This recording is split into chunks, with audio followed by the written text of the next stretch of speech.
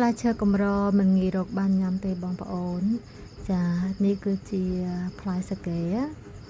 ផ្លែនេះធំល្អខ្លាំងមែនតើហើយខ្ញុំ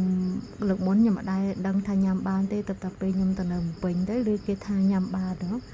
ហើយការដែលឃើញផ្លែនឹងដំបងគេបងប្អូនហើយគឺនៅសាលាដែលបងខ្ញុំគាត់រៀនហ៎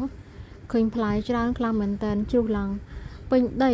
ហើយដាំហ្នឹងគឺដាំនៅចិត្តមាត់ទឹកគេទឹកស្រះនៅក្បែរហ្នឹងហើយដាំនឹងអត់ចាញ់ទឹកទេបងប្អូនឃើញដុះនៅមាត់ទឹកហ្នឹងគឺថារស់ធម្មតាហើយដល់ពេលថាបងខ្ញុំហ្នឹងគាត់ឮតាមគេដែរថាអាចធ្វើអីញ៉ាំបានเนาะក៏ចាប់ផ្ដើមនាំគ្នារើសយកទៅធ្វើអីញ៉ាំហើយដំបងឡើយគឺអត់ដឹងទេថាត្រូវចិត្តល្មិចធ្វើល្មិចចាហើយខ្ញុំមកពិតអត់ចេះមែនបងប្អូនណាអត់ចេះចិត្តផ្លែនឹងទៅធ្វើល្មិចតែបងខ្ញុំគេអ្នកចិត្តមុនទេចិត្តជាចំណិតចឹងណាហើយសិតតែសាក់លបងធ្វើតេស្តដូចគ្នាទេដល់ពេលហ្នឹងកាលមុនហ្នឹងគឺចិត្តជាប្រទេសអញ្ចឹងអីដូចខ្ញុំញ៉ាំអញ្ចឹងចិត្តជាប្រទេសអញ្ចឹងទៅហើយយកទៅបំពង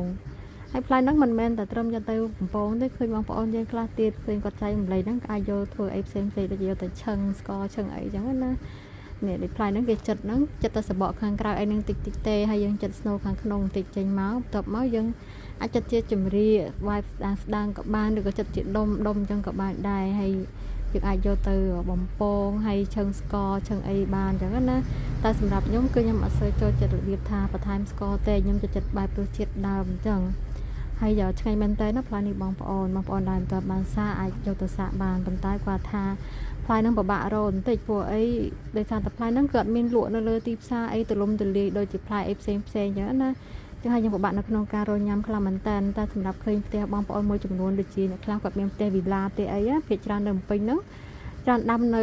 ក្នុងផ្ទះវីឡារបស់គេហ្នឹងគឺថាឃើញផ្លែឃើញអីច្រើនហើយដាំល្អខ្លាំងមែនតើ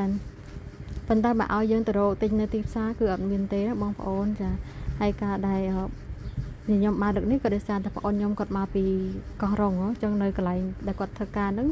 គឺផ្លែច្រើនហើយជ្រុះចោលរាល់ថ្ងៃអញ្ចឹងណាបងប្អូនហើយនៅពេលដែលគាត់មកលេងផ្ទះហ្នឹងគាត់បានបេះផ្លែហ្នឹងមក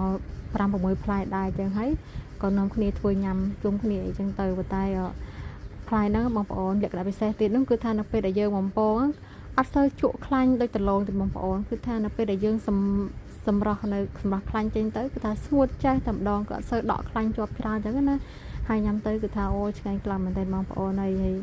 បើថាចង់រកញ៉ាំទៀតក៏ពិបាកដែរតែសម្រាប់ផ្ទះបងប្អូនណាដែលគាត់បានដាំមានផ្លែអីចឹងគឺថាធ្វើញ៉ាំអញ្ចឹងទៅគឺថាមិនខុសបំណងទេឆ្ងាញ់ខ្លាំងមែនទែនបងប្អូនអើយគាត់ថាខ្ញុំយូរហើយតម្រង់តែបានញ៉ាំផ្លែនេះទៀតណាព្រោះនៅភ្នំពេញហ្នឹងក៏មិនងាយរកញ៉ាំដែរហើយ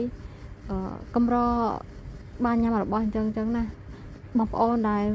អត់ដឹងគឺថាផ្លែហ្នឹងមើលទៅអត់តំណងចឹងទេតែនៅពេលដែលធ្វើចេញមកជាអញ្ចឹងហើយបានភ្លក់បានសាបានដឹងថាឆ្ងាញ់ជាប់ចិត្តតែម្ដងដល់ពេលដែលផ្លែហ្នឹងវាបាក់រោពេកទៅបងប្អូនចង់ទិញអាដើមធំតែម្ដងយកមកដាំហើយបើយើងដាំកូនបើក្រធំដែរបងប្អូនយកមកដាំនៅផ្ទះបងប្អូនទិញយកមកដាំអូយក្រធំក្រលូតលាស់ណាបងប្អូនហើយបើយើងទិញអាដើមគេផ្សំស្រាប់ហ្នឹងអាចធំលឿនហើយឆាប់បានផ្លែជាងប៉ុន្តែ